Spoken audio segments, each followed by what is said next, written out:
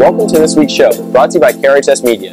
We're excited to start off the semester with our first of many weekly shows. I'm Jason K. And I'm Nick Klingerman. Today we'll be recapping all the important things that happened this week at Rittner, starting with all games, meets, and matches that happened this week. Monday, the boys and girls varsity basketball teams took 2 victories. The boys varsity team final score is 87-83 against North Tech, and the girls varsity was 49-38 against McLaren. Tuesday, there was a wrestling tri-meet against MICDS, Fox, and SLU. Against MICDS, we don't have the score available, and against Fox, we lost 60-23, but went up against SLU, we won 42-36. And finally, Tuesday, there was a varsity girls swim meet against Webster Groves. Another today against Hazelwood East. Wish our Huskies luck.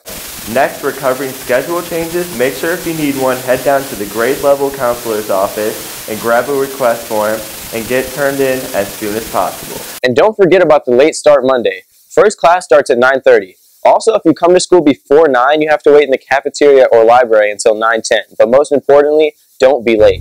And as Spiller would say, be here and learn more. Don't forget to keep up with Rittner's social media. See you next week.